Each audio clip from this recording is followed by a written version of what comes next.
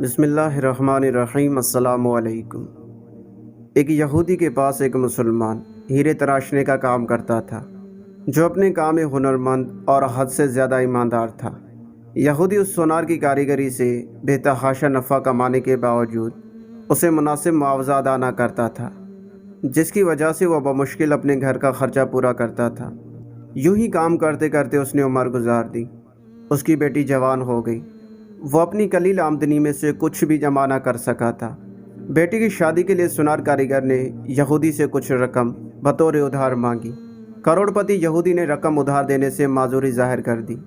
Sonar اپنی قسمت کو برا بھلا کہتا ہوا گھر لوٹ آیا۔ رقم نہ ادھار ملنے پر بیوی نے سخت ناراضی اور طعنوں کی تیر برسا کر الگ استقبال کیا۔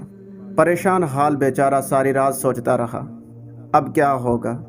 دوسرے دن وہ دکان پر کام کے لیے نہ گیا۔ بعد میں یہودی سونار کے بلانے پر جب وہ دکان پر پہنچا تو اس کے ہاتھ میں ایک پوٹلی تھی، جو اس نے یہودی کے سامنے کھول کر رکھ دی۔ اس میں ہیرا دے کر یہودی سوالیہ نگاہوں سے کاریگر سونار کی طرف دیکھنے لگا۔ کاریگر بولا، مالک، یہ ہمارا خاندانی ہیرا ہے، اسے بیچنے کی اجازت نہیں۔ آپ اسے گروی رکھ کر مجھے کچھ رقم دے دیں، میں آپ کو رقم لوٹا کر اپنا ہیرا واپس لے لوں گا۔ یہودی راضی ہو گیا۔ مسلمان کاریگر نے قرضے کی رقم سے بیٹی کی شادی کر دی، پھر دن رات کام کر کے قرضے کی رقم آہستہ آہستہ ادا کرنے لگ گیا۔ قرضے کی آخری قسط ادا کرنے کے بعد مسلمان کاریگر نے اپنے ہیرے کا مطالبہ کیا۔ یہودی نے وہ ہیرا لا کر اس کے سامنے رکھ دیا۔ ہیرا تراشنے والے کاریگر نے ہیرا لے کر پانی میں رکھ دیا۔ دیکھتے ہی دیکھتے ہیرا گھل کر ختم ہو گیا۔ ہیرا تراشنے والے کاریگر نے کہا، مالک، یہ مصری کی ڈالی تھی، جسے میں نے اپنے فن سے ہیرے کا اس طرح سے روپ دے دیا کہ آپ جیسا سونار بھی دھوکہ کھا گیا۔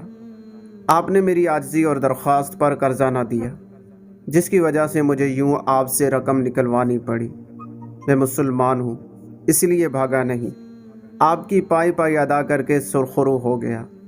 افسوس کہ آپ نے میری قدر نہ کی، اس لیے میں ملازمت چھوڑ کر جا رہا ہوں۔ کاریگر یہودی کو پریشان چھوڑ کر چل دیا۔ دوستو، اس واقعے سے ہمیں یہ درس ملتا ہے کہ اللہ تعالیٰ کا حکم ہے کہ ضرورت مندوں کی ضروریات کو پورا کیا جائے۔ ایسا کرنے سے معاشرے سے برائیاں ختم ہو جاتی ہیں۔